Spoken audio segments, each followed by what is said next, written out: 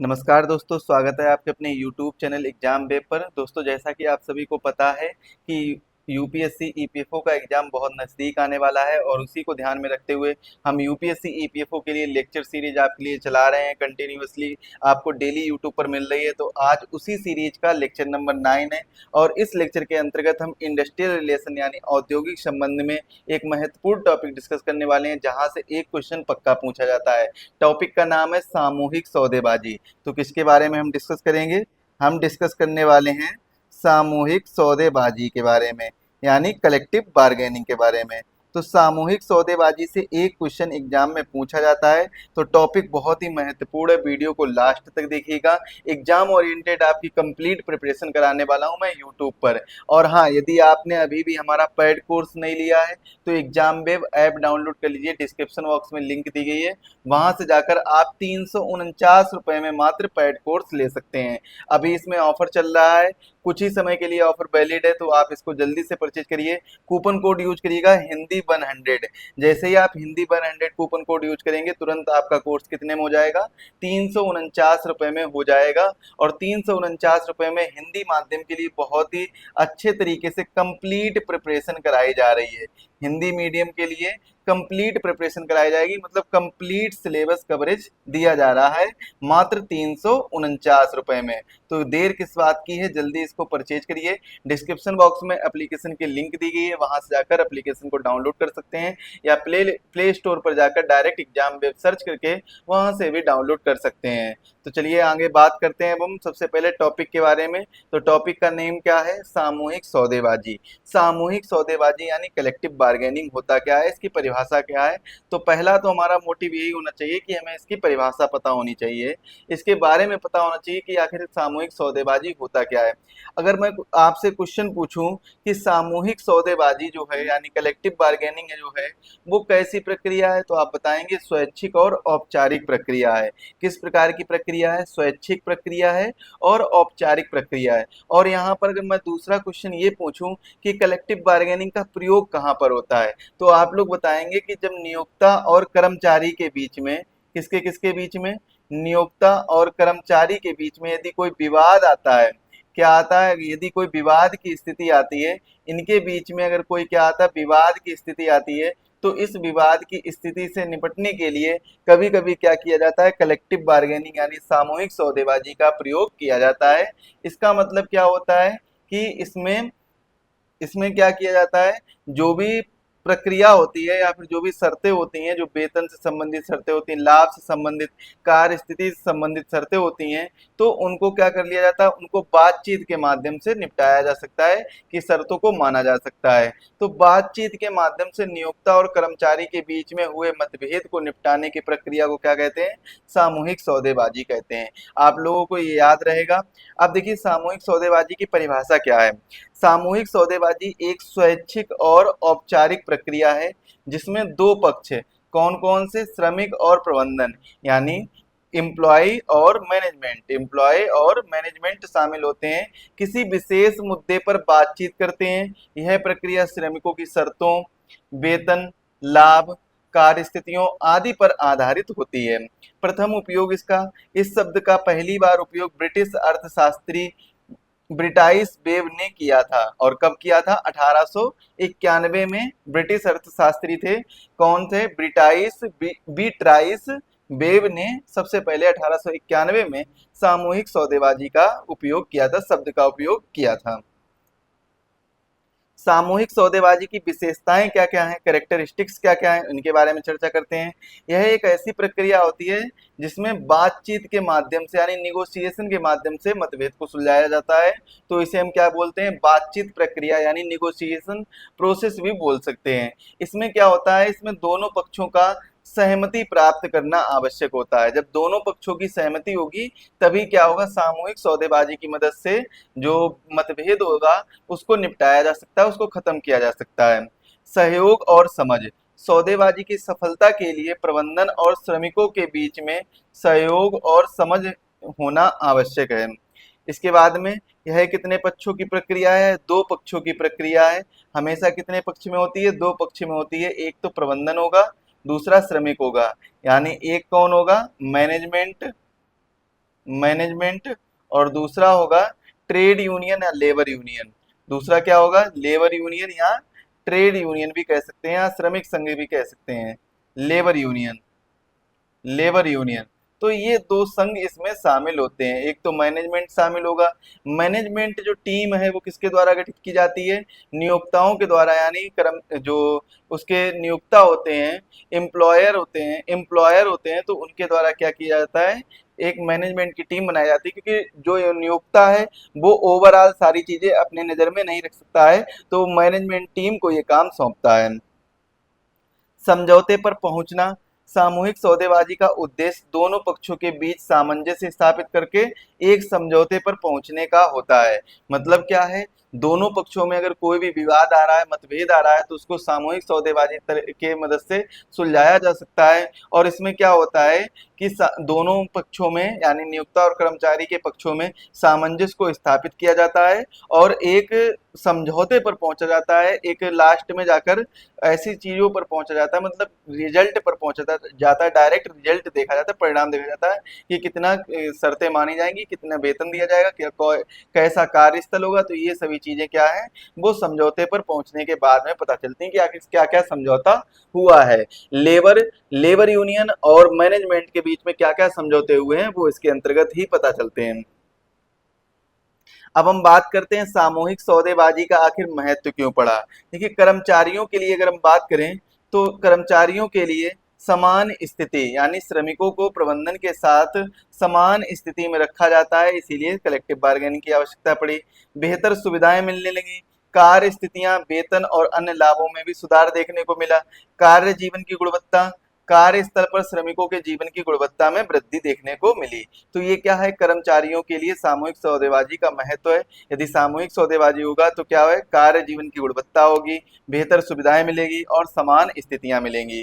तो ये सारी चीजें इसमें देखने को मिलती हैं। साथ ही साथ में यूनियन की ताकत भी देखने को मिलती है, जिसमें सामूहिक सौदेबाजी से यूनियन की ताकत बढ़ती है और वे श्रमिकों के अधिकारों की रक्षा करने में सक्षम हो जाते हैं। यानी जब सामूहिक सौदेबाजी होती है तो उसमें जो ट्रेड यूनियन होता है, यूनियन होता है, उसकी जो पावर्स होती हैं वो क्या होती हैं? वो बढ़ती हैं। मतलब क्या है? उनकी ताकत जो है वो क्या तो होती है? बढ़ती हैं। तो इसीलिए क्या है? यूनियन की ताकत जो है वो बढ़ेगी। सामूहिक सौदेबाजी की मदद से क्या होगा? यूनियन की ताकत बढ़ती है। आप लोग इसका विशेष ध्यान रखेंगे। इसके बाद में अब बात करते हैं उद्योग के लिए आखिर इसका क्या महत्व है। तो औद्योगिक शांति बनी रहेगी। सामूहिक सौदेबाजी से उद्योग में शांति बनी रहती है।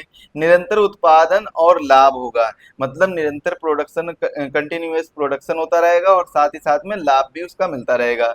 जब सौदेबाजी में श्रमिकों का मनोबल बढ़ता है तो उससे क्या होता है? उत्पादकता ज्यादा होती है और लाभ में भी वृद्धि होती है। जब उत्पादकता ज्यादा होगी तो क्या होगी? लाभ में भी वृद्धि होगी। इसके बाद में हम बात करें आधुनिकीकरण के बारे में, तो सामूहिक सौदेबाजी औद्योगिक ढांचे के आधुनिकीकरण को सुगम बनाती है। राष्ट्र के लिए अगर हम बात करें तो राष्ट्र के लिए सामूहिक सौदेबाजी का क्या महत्व है? राष्ट्र के लिए महत्व होता है उत्पादकता में वृद्धि, यानी उत्पादन क्षमता में वृद्धि होती है। अब ज्यादा उत्पादन किया जा सकता है, उत्पादकता में वृद्धि होती है। इंक्रीज इन प्रोडक्टिविटी, श्रमिकों के अधिकारों की रक्षा से उत्पादकता में वृद्धि होती है। अगर श्रमिकों के अधिकारों की रक्षा की जाएगी, उनकी बातें सुनी जाएंगी, तो वो क्या है? वो अच्छे से काम करेंगे और जब वो अच्छे से काम करेंगे तो उत्पादकता में वृद्धि होने के चांसेस ज्यादा हैं। इसके बाद में औद्योगिक संबंधों में लोकतंत्र। औद्योगिक संबंधों में लोकतंत्र का मतलब क्या है? यह श्रमिकों को प्रबंधन निर्णयों में भागीदार बनाता है। कौन सा अनुच्छेद? अनुच्छेद 43A। अनुच्छेद 43 क्या कहता है कि प्रबंधन में, मैनेजमेंट में किसकी भागीदारी होना अनिवार्य है? लेबर यानी श्रमिक की भागीदारी होना अनिवार्य है। इसके बाद में आर्थिक मजबूती प्रदान करता है राष्ट्र को। जब श्रमिक खुश हैं और संतुष्ट होते हैं तो अर्थव्यवस्था मजबूत होती है। और इसके बारे में तो मैंने कई बार आपको बताया है कि जब श्रमिक खुश और संतुष्ट होंगे तो अर्थव्यवस्था कैसे मजबूत होगी। देखिए, अगर हम बात करें श्रमिकों के बारे में, अगर मान लेते हैं कि लेबर जो है वो खुश हैं, लेबर कैसे हैं? बहुत ज्यादा हैप्पी हैं और ये संतुष्ट है, मतलब सीधा कह सकते हैं ये संतुष्ट हैं, पूर्ण रूप से संतुष्ट हैं। तब इसमें क्या होगा? इन जब लेबर है जो अच्छे से वर्क करेंगे, जब वो लेबर खुश होंगे तो क्या करेंगे? वो अच्छे से वर्क करेंगे और ज्यादा वर्क करेंगे। और जब ज्यादा वर्क होगा तो क्या होगा? जब ज्यादा वर्क होगा तो प्रोडक्शन ज्यादा होगा। और जब वर्क ज्यादा होगा तो क्या होगा? जब प्रोडक्शन ज्यादा होगा। और जब प्रोडक्शन ज्यादा होगा तो इनकम ज्यादा होगी। इनकम किसकी ज्यादा होगी? इनकम यहाँ पर दो लोगों की, एक तो गवर्नमेंट की, वो कैसे? टैक्स के माध्यम से, और इसके बाद में एक होगी ऑनर की। तो ऑनर की है, यानी जिसमें विदाउट टैक्स या टैक्स शामिल नहीं होता, टैक्स देने के बाद में बचे हुए रुपए हैं जो वो ऑनर की इनकम में आ जाते हैं। तो जब ऑनर की इनकम इनकम ज्यादा होगी, क्या होगी? इनकम ज्यादा होगी तो टैक्स भी तो ज्यादा मिलेगा, साथ में ऑनर को भी बचत होगी, और ऑनर अपनी डिमांड भी पूरी करेगा, तब भी सामान खरीदेगा। और जब गवर्नमेंट को टैक्स ज्यादा मिलेगा तो इससे क्या है? इकोनॉमिक ग्रोथ भी देखने को मिलती है। इससे क्या देखने को मिलती है? इकोनॉमिकल ग्रोथ, यानी आर्थिक विकास भी देखने को मिलता है। तो आर्थिक मजबूती होना बहुत आवश्यक है, और सामूहिक सौदेबाजी के लिए, राष्ट्र के लिए आर्थिक मजबूती होना बहुत जरूरी है। इसके बाद बात करते हैं सामूहिक सौदेबाजी की प्रक्रिया क्या है। सामूहिक सौदेबाजी की प्रक्रिया मुख्यतः 3 चरणों में पूरी होती है, जिसमें हम पहला चरण पढ़ेंगे पूर्व सौदेबाजी तैयारी। आखिर कैसे सौदेबाजी से पहले तैयारी की जाती है? तो पूर्व सौदेबाजी तैयारी ये पहला चरण आता है इसके अंतर्गत। और हाँ, अगर अभी भी आपने कोर्स नहीं लिया है, आपको कोई भी कंफ्यूजन है, तो डेमो लेना है, तो डेमो के लिए आप हमारा एग्जाम वेब ऐप डाउनलोड कर लीजिए, वहां पर डेमो अवेलेबल है, तो वहां पर आप डेमो ले सकते हैं। इसके बाद में ये कोर्स मात्र आपको 349 रुपए में मिल रहा है, बहुत ही अफोर्डेबल और सस्ते में मिल रहा है, अफोर्डेबल प्राइस में मिल रहा है। 349 रुपए में देखा जाए, आजकल तो बर्गर भी सही से नहीं मिल पाता है। मैं यहाँ पर आपको पूरी लाइफ बनाने का एक कोर्स दे रहा हूँ, तो आप इसको जरूर परचेज करिएगा। बहुत ही अच्छा डाटा मिलेगा, एग्जाम ओरिएंटेड प्रिपरेशन कराई जाएगी, कंप्लीट नोट्स दिए जाएंगे, एमसीक्यूज कराए जाएंगे, टॉपिक वाइज क्विज कराए जाएंगे, और साथ ही साथ में पीडीएफ टेस्ट भी दिए जाएंगे। अब बात करते हैं पूर्व सौदेबाजी तैयारी के बारे में। यानी सामूहिक सौदेबाजी की प्रक्रिया में 3 चरण होते हैं। 3 चरण में पहला चरण कौन सा होता है? पूर्व सौदेबाजी तैयारी। इसमें जो पूर्व सौदेबाजी तैयारी में भी एक पहली स्टेज आती है, प्रबंधन की तैयारियां। मतलब जो पहला पॉइंट आता है वो क्या आता है? प्रबंधन की तैयारियां। अगर पूर्व सौदेबाजी तैयारी होगी तो उससे पहले किसको तैयार होना होगा? जो मैनेजमेंट टीम है, मैनेजमेंट को तैयार होना होगा। तो प्रबंधन की तैयारियां, या फिर हम कह सकते हैं प्रिपरेशंस बाय मैनेजमेंट। तो प्रबंधन की तैयारियां। अब इसमें देखिए क्या होता है प्रबंधन की तैयारियों में, इसमें मांग पत्र का विश्लेषण होता है, उद्देश्य तय किया जाता है, टीम बनाई जाती है, डाटा इकट्ठा किया जाता है, उद्योगों की प्रवृत्तियों का अध्ययन किया जाता है, छिपे हुए एजेंडे की पहचान की जाती है, लचीलापन तय किया जाता है, और कोऑपरेशन कोऑप सॉरी कोऑप्टेशन कोऑप्टेशन किया जाता है। मतलब कभी कभी प्रबंधन यूनियन सदस्यों को लाभ देकर अंदर की जानकारी लेता है, यह नैतिक नहीं माना जाता, तो इसमें क्या किया जाता है? कोऑप्टेशन भी किया जाता है। तो सबसे पहले हम बात करते हैं मांग पत्र विश्लेषण का। देखिए इसके अंतर्गत क्या होता है? मांग पत्र विश्लेषण के अंतर्गत यूनियन की ओर से पेश किए गए charter of demands, charter of demands का बारीक से अध्ययन करना, ये किसके अंतर्गत आ जाता है? मांग पत्र विश्लेषण के अंतर्गत आ जाता है, जो कि पहली स्टेज का पहला पॉइंट है।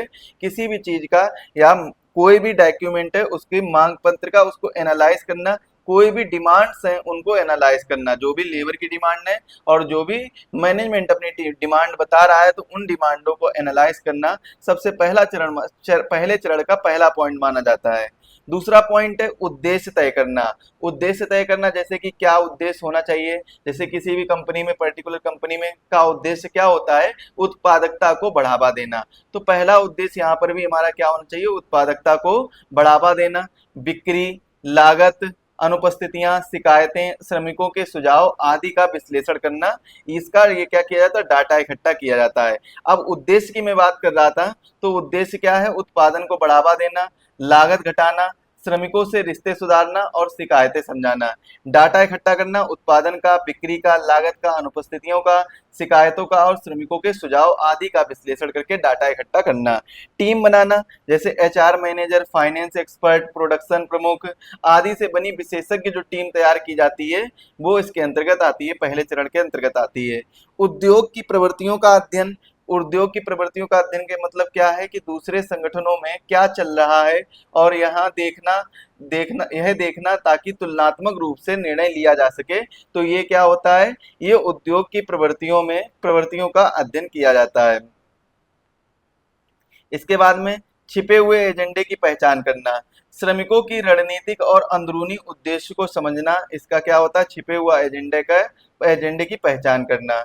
लचीलापन तय करना, किन किन मांगों पर कुछ हद तक सहमति दी जा सकती है और किन मांगों पर नहीं दी जा सकती है, तो वो क्या है, लचीलापन स्वीकार करने की पॉइंट आता है। इसके बाद में कोऑप्टेशन। कोऑप्टेशन क्या होता है कि कभी कभी प्रबंधन यूनियन सदस्यों को लाभ देकर अंदर की जानकारी लेता है और यह अनैतिक नहीं माना जाता है, ये चीज आप लोग याद रखेंगे। इसके बाद में दूसरी चरण आती है श्रमिकों की तैयारियां। पहले किसकी तैयारियां थी, पहले थी प्रबंधन की तैयारियां। दूसरी स्टेज में किसकी तैयारियां हैं, श्रमिकों की तैयारियां, यानी लेबर्स की तैयारियां। लेबर्स का कार्य देखा जाएगा, क्या क्या तैयारियां हैं उनके बारे में बात करते हैं। तो लेबर का कार्य देखा जाएगा इसमें, और उसमें जितने भी वर्ग के लेबर शामिल हैं उन सभी को इसके अंतर्गत रखा जाता है। तो पहला पॉइंट इसमें यही बनता है, श्रमिकों की तैयारियों में सभी वर्गों को शामिल करना, चाहे जितने भी कोई से भी वर्ग के लोग हैं सभी वर्गों को यहाँ पर शामिल किया जाएगा, लेबर में शामिल किया जाएगा, सभी वर्गों को शामिल करना। चार्टर ऑफ डिमांड्स में महिला, कुशल, अकुशल सभी श्रमिकों की जरूरतें पूरी होती हैं। यानी कौन कौन सी महिला, कुशल, अकुशल और श्रमिकों की जरूरतें पूरी होती हैं चार्टर ऑफ डिमांड्स में। मांग की प्रामाणिकता, सभी मांगे वास्तविक मुद्दों पर आधारित हों, ना कि सिर्फ यूनियन नेता को साबित करने के लिए किया गई हो। तो ये क्या है, मांग की प्रामाणिकता है। तथ्य जुटाना, तथ्य जुटाना यानी फैक्ट इकट्ठे करना। यूनियन को आंतरिक और बाहरी डाटा इकट्ठा कर यह दिखाना होता है कि उनकी मांगे उचित हैं या नहीं। मैनेजमेंट की रणनीतिक समझना, तो यह पता लगाना कि प्रबंधन किस सीमा तक रियायत दे सकता है, तो ये किसके अंतर्गत आता है, मैनेजमेंट की रणनीति समझने के अंतर्गत आता है। आंतरिक मतभेद निपटाना, यूनियन के भीतर यदि अलग अलग गुट हैं तो उनमें भी समझौते कराना जरूरी है। मतलब एक पर्टिकुलर यूनियन है और उसके अंतर्गत बहुत से गुट आ जाते हैं, 2 या 3 गुट आ जाते हैं, तो उनको भी सॉल्व करना हमें देखा जाता है। नहीं, जो गुट आ जाते हैं तो वो क्या कर लेते हैं, तो उनमें आपस में समझौता कराना जरूरी होता है। आपस में उनकी जो भी सोल्यूशन बनता है, समझौता होता है, उसको कराना जरूरी होता है। अगर वो आपस में क्या कर लेते हैं, आपस में अगर उनके मतभेद आ जाता है, तो आंतरिक मतभेद को निपटाने के लिए यूनियन के भीतर यदि अलग अलग गुट होते हैं तो उनको क्या है, आपस में समझौता कराना जरूरी होता है। अब हम बात करते हैं सौदेबाजी के बारे में, निगोशिएशन फेज के बारे में। निगोशिएशन फेज क्या होता है, देखिए दोनों पक्ष यानी प्रबंधन और यूनियन प्रतिनिधि आमने सामने बैठकर मुद्दों पर चर्चा करते हैं, तर्क प्रस्तुत करते हैं, एक दूसरे के दृष्टिकोण को समझते हैं और समझौता करने की कोशिश करते हैं। सबसे पहले पहला काम क्या होता है सौदेबाजी में, कि दोनों पक्ष आमने सामने बैठकर मुद्दों पर चर्चा करते हैं कि आखिर किन किन मुद्दों पर बात उठी है। तो ऐसे मुद्दों पर चर्चा करते हैं, तर्क प्रस्तुत करते हैं, एक दूसरे के दृष्टिकोण को समझते हैं कि आखिर लेबर का दृष्टिकोण क्या है, मैनेजमेंट का दृष्टिकोण क्या है। वो ऐसे सभी एक दूसरे के दृष्टिकोण को भी समझते हैं और तर्क भी इकट्ठे करते हैं। 3 तरह की मांगों पर ध्यान दिया जाता है। जो मांगे बिना शर्त मानी जाती हैं, मानी जा सकती हैं, उनको पहले रखा जाता है। दूसरे नंबर पर रखा जाता है जो मांगे बिल्कुल अस्वीकार्य हैं, और तीसरे नंबर पर रखा जाता है जो मांगे आंशिक रूप से स्वीकार की जा सकती हैं। इनको क्या है, मांगों पर ध्यान दिया जाता है। सौदेबाजी को 3 तरीके से रखा जाता है। तो मांगों पर ध्यान दिया जाना, और इनको 3 वर्गों में विभाजित किया गया है। अनुबंध का प्रशासन यानी कॉन्ट्रैक्ट एडमिनिस्ट्रेशन क्या होता है, समझौते के बाद दोनों पक्षों को उस पर अमल करना होता है। मतलब जो भी कॉन्ट्रैक्ट होता है समझौते के दौरान, तो दोनों पक्षों को उस पर अमल करना आवश्यक होता है। इसके बाद में यह चरण यह भी सुनिश्चित करता है कि दोनों पक्ष समझौते की शर्तों का पालन कर रहे हैं या नहीं कर रहे हैं।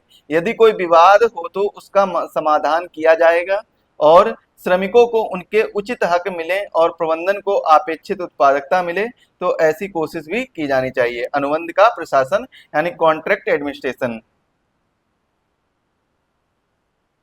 प्रबंधन को क्या है, अपेक्षित उत्पादकता मिले। सामूहिक सौदेबाजी के स्तर के बारे में देखेंगे। सामूहिक सौदेबाजी के केवल एक संगठन और संगठन तक ही सीमित नहीं होता है, बल्कि ये अलग अलग स्तरों पर भी की जा सकती हैं। ये स्तर किस प्रकार से, इस प्रकार से, जैसे पहला स्तर है यूनिट या प्लांट स्तर। यह सबसे सामान्य और प्रारंभिक स्तर होता है। परिभाषा इसकी क्या होती है कि किसी एक इकाई में एक इकाई या कारखाने में प्रबंधन और यूनियन के बीच में की गई बातचीत।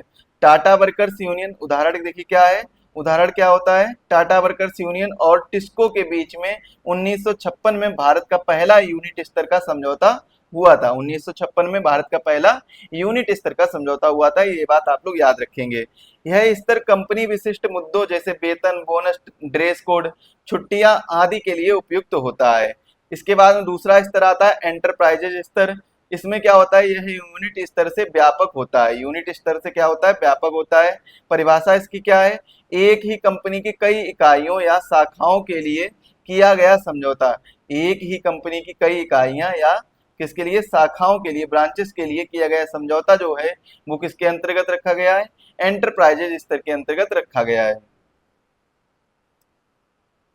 विशेषता इसकी क्या है, एंटरप्राइजेज स्तर की, कंपनी के सभी यूनिट के श्रमिकों को प्रभावित करता है और आमतौर पर मुख्यालय स्तर पर क्या है, बातचीत होती है।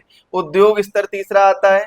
परिभाषा इसकी क्या है कि किसी पूरे उद्योग जैसे कि कपड़ा का उद्योग या स्टील, सीमेंट इत्यादि उद्योग में के लिए किया गया समझौता जो है वो उद्योग स्तर का समझौता कहलाता है।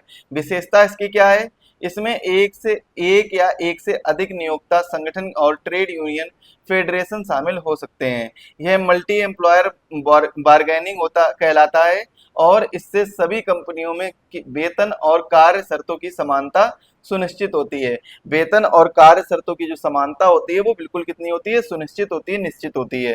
राष्ट्रीय स्तर पर अगर हम बात करें तो यह स्तर उन क्षेत्रों में लागू होता है जहां उद्योग सरकार के नियंत्रण में होते हैं, जैसे कि स्टील हो गया, बैंक हो गया, डाक विभाग हो गया, बंदरगाह इत्यादि।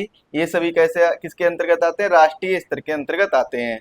इसकी विशेषता क्या है, इसमें विभिन्न राष्ट्रीय स्तर के ट्रेड यूनियन और नियोक्ताओं का गठन शामिल होते हैं और यह स्तर सरकारी उद्योग में नीतिगत निर्णयों को प्रभावित भी करता है।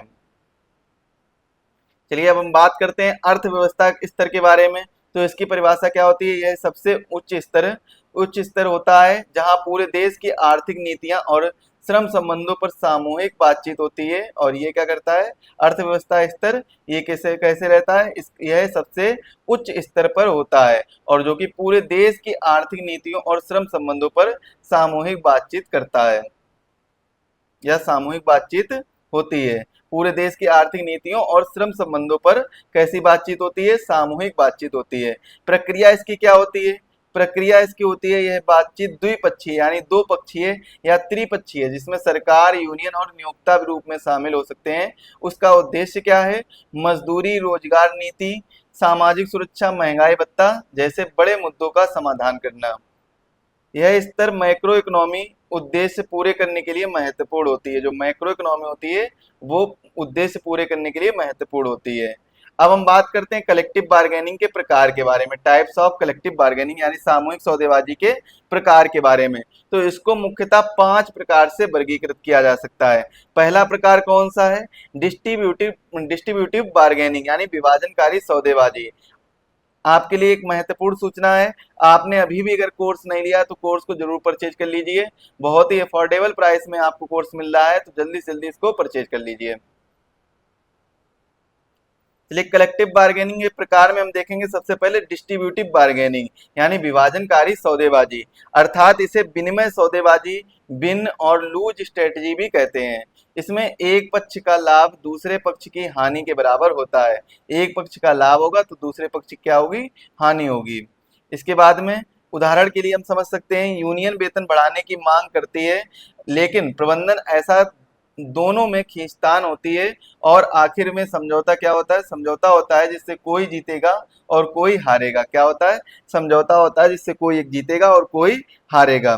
विशेषताएं इसकी क्या होती हैं, संघर्ष और विरोध आधारित सीमित संसाधनों का बंटवारा करना, विश्वास की कमी, अक्सर हड़ताल तथा तालाबंदी की संभवता, ये इसकी क्या होती हैं, ये इसकी विशेषताएं होती हैं विभाजनकारी सौदेबाजी की। अब हम बात करते हैं इंटीग्रेटिव बार्गेनिंग,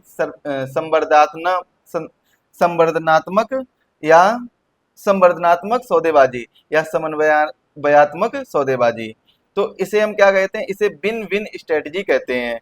दोनों पक्ष इस कोशिका में रहते हैं कि ऐसा समाधान निकले जिससे कि दोनों को लाभ हो सके। उदाहरण के लिए ट्रेड यूनियन प्रोडक्टिविटी बोनस की मांग करती है और प्रबंधन कहता है कि यदि उत्पादकता बढ़ेगी तो बोनस मिलेगा, अन्यथा बोनस नहीं मिलेगा। दोनों सहमत होंगे, जैसे चाहे कर्मचारी मेहनत करेंगे और कंपनी बोनस देगी। कर्मचारी यदि मेहनत करेगा तो क्या है, कंपनी उसमें बोनस देगी। इसकी विशेषताएं क्या होती हैं? इसकी विशेषताएं होती हैं सहयोग पर आधारित होता है, साझा समस्या हल करने का प्रयास करता है, दीर्घकालीन औद्योगिक संबंध बनाए रखने में सहायक होता है। दीर्घकालीन औद्योगिक संबंध बनाए रखने में सहायक होता है। तो ये आप लोग तीनों पॉइंट याद करेंगे। चलिए अब बात करते हैं उत्पादकता आधारित सौदेबाजी। तो उत्पादकता आधारित सौदेबाजी क्या होती है? इसका अर्थ होता है इस प्रकार की सौदेबाजी में यूनियन प्रबंधन को आश्वासन देते हैं कि उत्पादकता बढ़ाएंगे और बदले में प्रबंधन अतिरिक्त लाभ या सुविधाएं देगा। अगर हम किसी भी पर्टिकुलर किसान की उत्पादकता को बढ़ाएंगे तो किसान क्या करेगा, उसके बदले में कुछ ना कुछ सुविधाएं या लाभ देगा। इसका उदाहरण क्या देखने को मिलता है? यूनियन कहे कि हम ओवरटाइम करेंगे और दक्षता बताएंगे, लेकिन बदलने में बोनस या प्रमोशन चाहिए। लेकिन क्या है, बदले में क्या चाहिए? बोनस या प्रमोशन चाहिए बदले में। यहाँ पर लिख कर लीजिए, बदले में बोनस या प्रमोशन चाहिए। अगर आपको हमारा ये नोट्स डाउनलोड करने हैं तो आप लोग हमारे एग्जाम वेब टेलीग्राम चैनल को ज्वाइन कर सकते हैं। वहां पर आपको कंप्लीट प्रिपरेशन कराई जाएगी, कंप्लीट नोट्स दिए जाएंगे, जिसमें आपको